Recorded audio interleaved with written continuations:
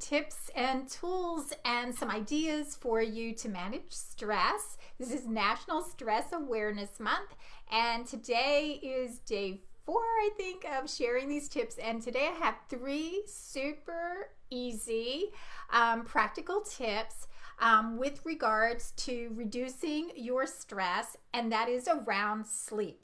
Sleep is one of the absolute most important things that we can do to heal and repair our bodies, to help our brain integrate and consolidate all the activities from the day and feel restful and relaxed so that we can reduce our stress.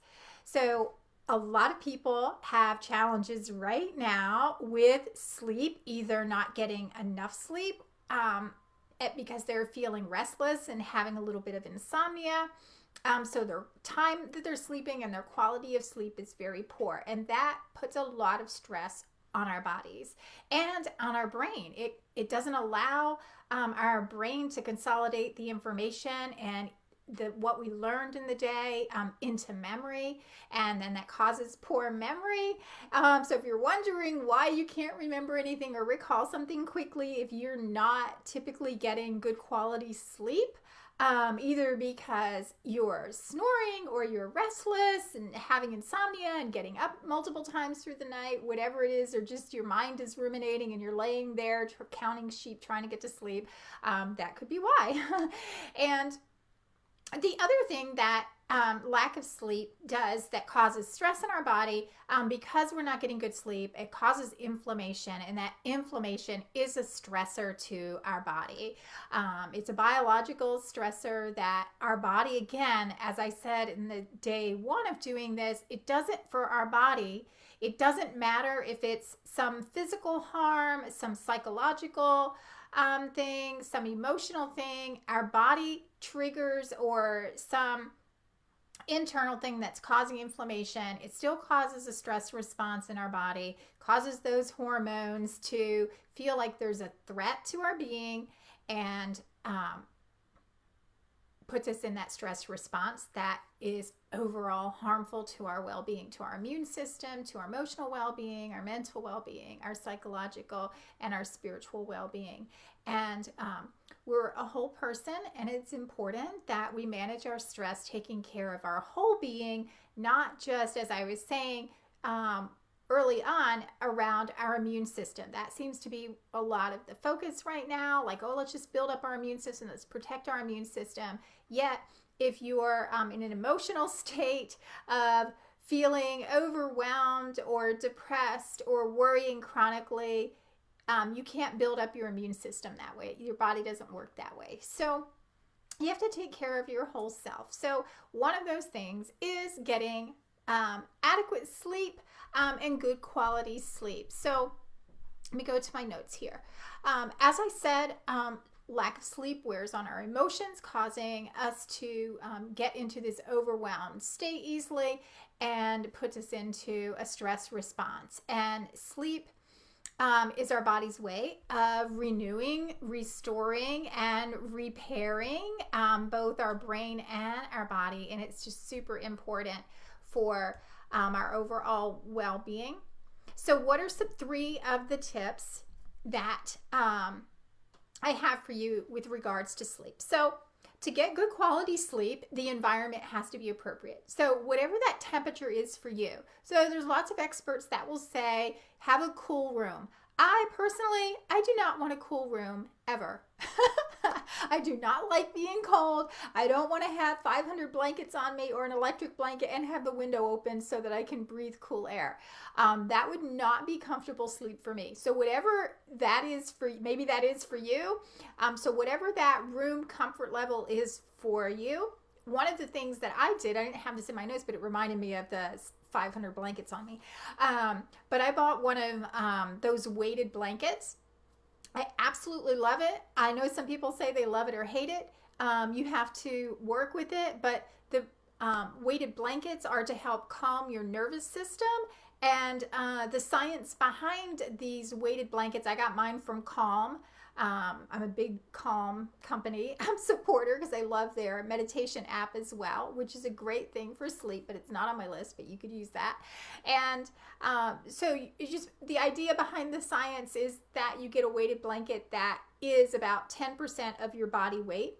Mine is more than 10% of my body weight because it's 15 pounds. And that's, I think, unless you go to the child's blanket, that's the lightest that you could get. And I feel like now I almost don't even feel the weight of it, that I feel like I need another one. So I really love it. But again, it's one of those things you have to work with a little bit and figure out where on your body you like that weight. And it really is very comforting for sleep. So, so figure out the environment that works for you. So as I was saying, temperature is one.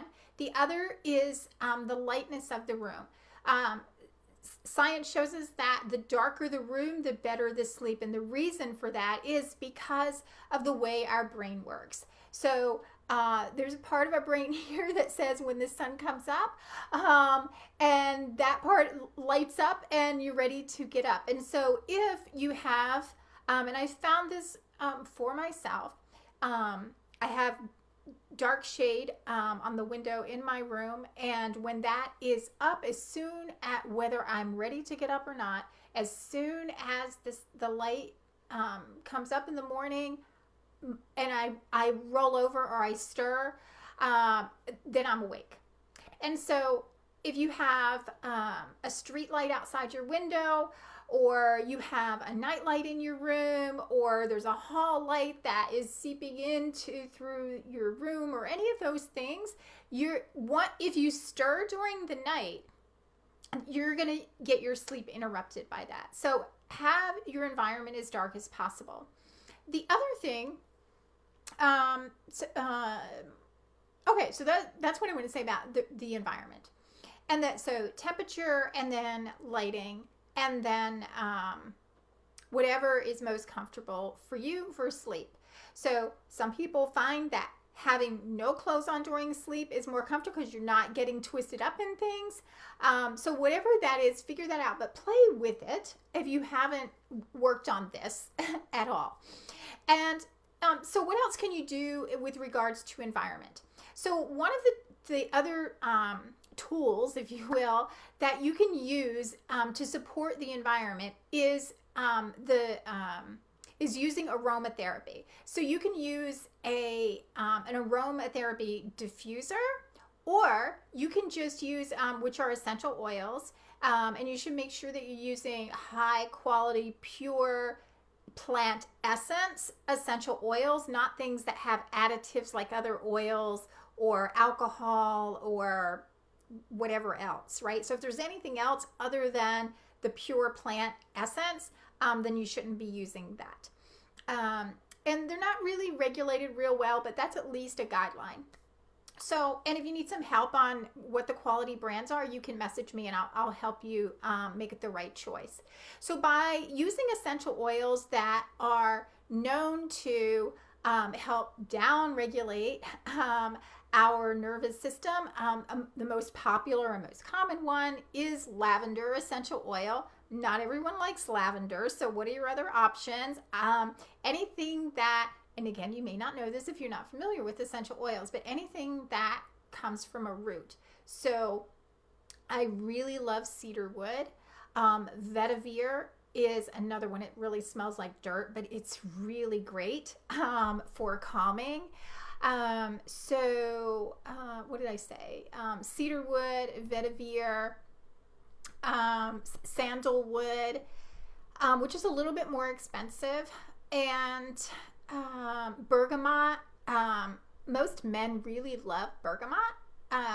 So these are all from some part of the plant that will help calm your nervous system. And then, I guess I should turn that on.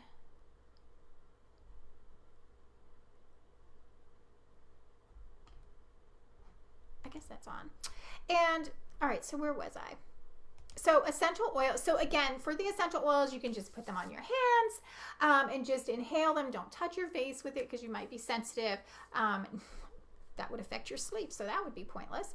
But just taking a few deep breaths or having those diffused in your room. Diffusers are really inexpensive. For sleep can make a big difference. All right, and then and you can also put a couple of drops maybe on your pillow or on the edge of your blanket, whatever is near your face where your nose can get it with regards to essential oils. Okay, so that's environment. So the second piece of this around sleep is developing a nighttime routine.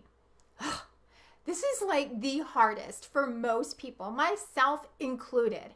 I love a wind down routine, but as you can see, it's after 8 o'clock at night. I am doing a Facebook Live, and I still have not eaten dinner. So finding a reasonable wind down routine has been the hardest thing ever for me. But there are a few things that I do to at least know that I'm winding down. So one of my favorite things is to have a hot bath every night. So nothing else happens, meaning even if my brain is too tired and my eyes are too tired to journal or whatever, and your nighttime routine is really irrelevant what it is, other than getting away from the blue light of the screen time at least 30 minutes before you want to wind down. The recommendation is 1 hour. I know that's hard for a lot of people to walk away from their screens because they're either watching TV, they're in front of their computer, or they're checking last minute messages on their phone. Just make sure they don't miss anything on social media or something, or they got a ping. And so getting away from screen time 1 hour before you want to go to bed is helping your brain shut down. And I couldn't remember the pineal gland. That's what I was trying to remember in the brain that I couldn't a few minutes ago. So it's our pineal gland that gets triggered by light, but it's also what is triggered by that blue light from our screen time also. So that's why we say the science is like 1 hour before bedtime. So whatever your bedtime routine is, it's a routine. That's the point. So whether you're brushing your teeth and washing your face, or you're taking a shower, or you're getting off screen time, you're journaling, you're having a cup of tea and reading 5 pages in a book, whatever that is for you, or reading for 30 minutes, it doesn't matter. The point is, it's developing that pattern so that your body knows after a while it's being triggered to wind down automatically. Our brain is really amazing. All we have to do is create the patterns, do the behaviors, do the routines, do the actions over time, and it becomes a pattern. Just like for many, you can wake up without your alarm clock going off because your body has been conditioned by that alarm clock for so long to get up at 6:30 in the morning or whatever time that you just wake up even when you don't have to, because your body has that memory. So if you're having a hard time sleeping and you don't have a nighttime routine, create a routine. It'll be a contribution to helping you with sleep better. Okay, so what was the other thing that I wanted to say about that? Okay, that's it. And then the third thing with regards to sleep is turn your phone off. It amazes me. And I used to be one of these people that have their phones on. You're expecting no one. You are not the 911 for anybody. And there is nothing that can change that doesn't already live in your house, probably. And there's not really anything that you can do or change if something happens in that 6 or 8 hour window that you need to be sleeping. Because the best thing you can be doing is sleeping. And to be honest, think about it. You have your phone on, if you're one of those who keeps your phone on every night and then you hear a vibrate or a ping or whatever. And even though you don't look at it, it's disruptive. And even though you say, oh no, it doesn't bother me, your brain hears it, even if you don't consciously, and it's disruptive. So even though you may think it's not disruptive, it is disruptive. So trust me. But here's the thing. if you're like, oh my God, I can never do that. I have to know if somebody needs me. My phone is on 24/7, whatever. I have a friend that does that. And I'm thinking, like, when's the last time there was an emergency or someone needed you in the middle of the night? Like, how long's that been? Like, the chances of that happening are less important than you getting a good quality sleep, because your brain is being triggered, whether you know it or not, by every ring, ting, vibrate, whatever, during the night. So turn your phone off. So for me, it was really powerful for me, because here's how I knew that it really changed my quality of sleep. When my son was away at college, as a mom and a kid like Canaan, you keep your phone on, because there have been enough times when either he got arrested or the car got impounded because it was parked in the wrong place or whatever. And it's amazing how, I may not feel like I never hear anything, right? But when he calls and there's an emergency, somehow I hear my phone. But what I finally came to conclude for myself, for my own well-being, was that I couldn't continue having my phone on, because even though there was nothing going on and he didn't need me over the 6 years that he was away, other than a couple of times, right? It was still causing me to worry. It was still causing me to think that maybe someone would need me. I mean, it was just crazy. So, but I know that because that was me, that's probably you too, or someone else that is doing the same thing. So even if you're not conscious about it, at a unconscious level, your phone is on and you know it. And so what you're telling your brain is that something could happen. Someone might need you. There's going to be a ping, because there's always a ping, right? There's some kind of notification, an email coming in, a text message, whatever it is, right? So once you tell your brain that your phone is off and therefore no communication can interrupt your sleep, on top of even when you're asleep and you don't hear it but your brain does, you will sleep much better. When I started turning my phone off and made the decision that I am trusting everything is going to be okay, and that there's a hospital nearby, and that there are police, and that he has more friends there than anywhere, and I'm 6 hours away, there's nothing that I can do other than my credit card.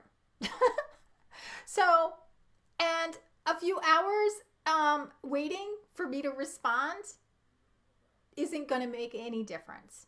So that is how I was able to transition, just concluding that for myself, for my own well-being, knowing and just trusting the universe and trusting within myself, knowing that everything was going to be okay, and turning my phone off.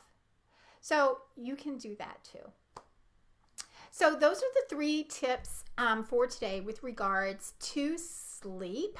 Let me just look. Oh, there was another tip, another thing that I wanted to say. So let me just say this. So one of the reasons that people have difficulty sleeping. So while there's a lot of stuff going on right now, people are, their sleep is maybe interrupted. They're not, because they're feeling very unsettled. There's stress going on. And that's what, all these little chats are about, is ways to reduce your stress, become more resilient, do some of the practical things that you can do to manage your overall well-being, to reduce your stress internally and externally. But one of the things that I know is true for those who have difficulty sleeping is that you may have a magnesium deficiency. And so when I was talking about the essential oils and things that you can do environmentally to help increase your chances of sleeping, having a better quality of sleep, magnesium is one of those minerals that probably, I think the studies show at least 70% of us do not get enough magnesium. And so when we don't have enough magnesium, and the symptoms are super easy to identify. If you have migraines, if you have eye twitches, muscle twitches, if you get Charlie horses, those kinds of things are all If you get heart flutters, I mean, magnesium it's so important for our heart health. And considering that more than 70% of us have a magnesium deficiency, or not getting an adequate level of magnesium, and over time, as our body is more and more depleted, you'll see more and more of these symptoms showing up. So you're not getting good quality sleep. You're feeling heart flutters, or you're getting muscle cramps. I mean, these things, like, and I don't want to say they impact everyone differently, because they're symptomatic that you're going to see, and maybe you'll have 2 of these things or 3 of these things, having insomnia, whatever it is, you're not getting enough oxygen to your brain. I mean, there's so many different things. So magnesium is super important for our quality of sleep. So well, I'm not going to tell you how much magnesium you need. You can Google it and figure it out, because I don't know how much magnesium you get now. And it's really so individualized. You need to just practice with it. And there's lots of different forms of magnesium. So do your research on which type of magnesium is best for sleep, and get that form of it. I think there's like 7 different forms of magnesium, and each one is kind of targeted for different things. So magnesium can make a big difference in your sleep also, by helping calm down your nervous system, because it's neuroprotective. And when it's deficient, then we're not getting that extra that we need for good quality sleep. Okay, so those were my tips for the day, and I will see you all tomorrow with more exciting stress management and resilience building tips. Have a great night.